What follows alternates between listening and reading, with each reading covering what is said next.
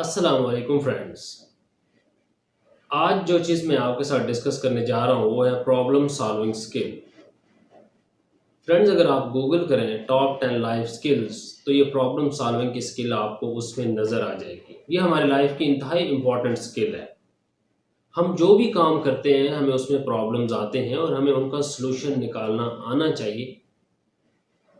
ये बात याद रखें कि प्रॉब्लम सॉल्विंग एक टैलेंट नहीं है, एक स्किल है जिसे सीखा जा सकता है। आप लाइफ में कुछ भी करना चाहें, आप लाइफ में अपना बिजनेस स्टार्ट करना चाहते हैं या कोई भी इनिशिएटिव लेना चाहते हैं, कुछ सीखना चाहते हैं, कोई काम शुरू करना चाहते हैं, तो क्या होता है हम उसके प्रॉब्लम्स और सॉल्यूशंस और हर्डल्स को देखकर अक्सर क्विट कर देते हैं। आपको ऐसा नहीं करना, बल्कि आपको देखना है कि आपका प्रॉब्लम क्या है और आपको उसको सॉल्यूशन निकालना है और उसका सॉल्यूशन निकाल के आगे बढ़ना है और अचीव करना है। आज मैं आपको 4 स्टेप्स बताऊंगा जो प्रॉब्लम सॉल्विंग के लिए ज़रूरी हैं। फर्स्ट स्टेप क्या है जी? Identify the real problem. आपको आइडेंटिफाई करना है कि असल प्रॉब्लम है क्या। जैसे मैं एग्जांपल देता हूँ आपको कि एफएससी का एक स्टूडेंट है, उसकी मैथ अच्छी नहीं है, उसके मैथ में बड़े पोअर ग्रेड्स आए हैं। इसका एक सोल्यूशन तो ये है कि आप उससे कहें कि आप खेल कूद बंद कर दें और तमाम चीज़ें बाकी छोड़ दें और सिर्फ मैथ पे फोकस करें क्योंकि आपके ग्रेड्स पुअर हैं। लेकिन इसका दूसरा सोल्यूशन भी है जिसको प्रॉब्लम सॉल्विंग कहा जाता है। आपने आइडेंटिफाई करना है कि आपको असल मसला कहाँ पर आ रहा है। अब हो सकता है कि मैथ एक प्रॉब्लम ना हो, मैथ का कोई पोर्शन या पार्ट आपका प्रॉब्लम हो, आपको उस पार्ट को आइडेंटिफाई करना है। फॉर एग्जांपल, आप जब इस पे आइडेंटिफाई करने बैठेंगे, लिखेंगे, तो आपको पता चलेगा कि मैथ आपका प्रॉब्लम नहीं है, बल्कि मैथ का जो पार्ट है ज्योमेट्री का या ट्रिग्नोमेट्री का या अलजेब्रा का जो पार्ट है वो आपको मसला कर रहा है। आपने देखा कि आपको जियोमेट्री में मसला है, तो आपने क्या किया? आपने प्रॉब्लम को आइडेंटिफाई कर लिया कि असल मसला मैथ नहीं है, जियोमेट्री है। अब हम चलते हैं सेकंड स्टेप की तरफ। सेकंड स्टेप में आपने अपने प्रॉब्लम की काज जानने की कोशिश करनी है। फॉर एग्जांपल, आपको पता चल गया फर्स्ट स्टेप में कि आपका मसला जियोमेट्री है। अब आपने देखना है कि इसकी काज क्या है, किस वजह से आपको जियोमेट्री में मसला है।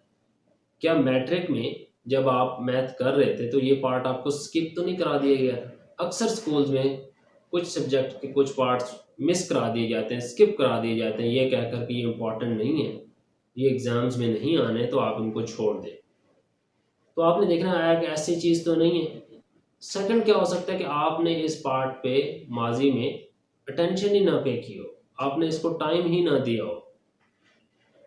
थर्ड काज ये हो सकती है कि आपका जो टीचर था पढ़ाने वाला, उसका स्टाइल बड़ा बोरिंग था। उसने इसको इस अंदाज में पढ़ाया कि आपका इंटरेस्ट ही नहीं बना और आपको समझ ही नहीं आई इस चीज़ की। तो ये आपने इस तरह मल्टीपल जो है वो देखने हैं काजेस कि कौन सा हो सकता है, पॉसिबल काजेस कौन से हैं वो आपने लिखने हैं। अब आपने देखना है कि रियल काज क्या है, तो उसके लिए आप यस नो ट्री का इस्तेमाल करेंगे। यस नो ट्री क्या है? ये ऐसे क्वेश्चंस होते हैं जिनमें आप यस या नो में आंसर करते हैं। फॉर एग्जांपल, आपने देखा कि आपने वो अपने आप से क्वेश्चन किया कि क्या माजी में मैट्रिक में आपने इस पोर्शन को स्किप तो नहीं कर दिया था? अगर आंसर यस है तो यही प्रॉब्लम है, और अगर आंसर नो है तो आप अगले क्वेश्चन की तरफ चले जाएंगे। क्या आपको जिस अंदाज से पढ़ाया गया था क्या वो बोरिंग था जिस वजह से आपका इस सब्जेक्ट में इंटरेस्ट नहीं बना और आपने इसको टाइम ही नहीं दिया उतना और आपने इसको समझने की कोशिश ही नहीं की? अगर यहाँ आपका आंसर यस आ जाता है तो इसका मतलब है यही वजह है। या फिर अगर नो आता है तो फिर आप अगला क्वेश्चन अपने आप से पूछेंगे। आपको आपको उसकी असल काज तक पहुंचना है यस नो करके। जहां पर जवाब यस आएगा वो आपका असल काज हो सकता है वो फर्स्ट क्वेश्चन पे आ जाए, हो सकता है वो थर्ड क्वेश्चन पे आ जाए, हो सकता है वो फिफ्थ क्वेश्चन पे आ जाए।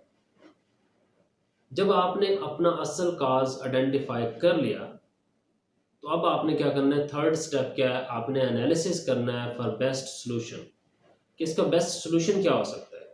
फॉर एग्जांपल, आपको पता चल गया कि ज्योमेट्री में मसला है और काज भी पता चल गई कि आपने स्किप कर दिया था इस पोर्शन को, तो अब आपको क्या करना है? आपको इसका सोल्यूशन निकालना है। इसके सोल्यूशन क्या हो सकते हैं?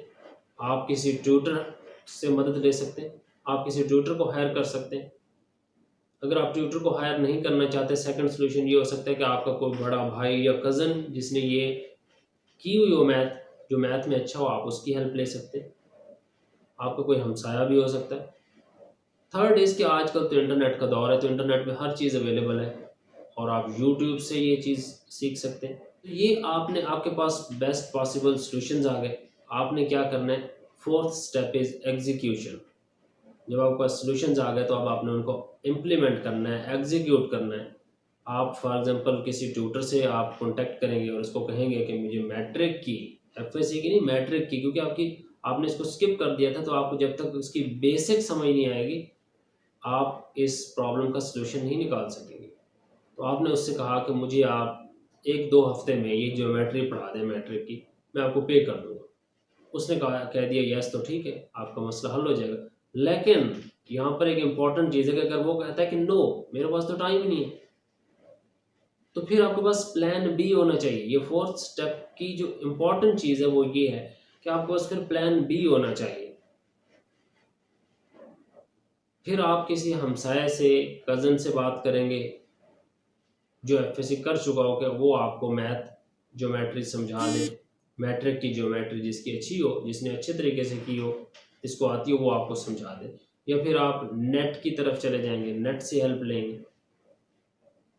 तो ये इस तरह से ये आपके साथ 4 स्टेप्स मैंने आपके साथ शेयर किए हैं प्रॉब्लम सॉल्विंग के। First is identify what the real problem is.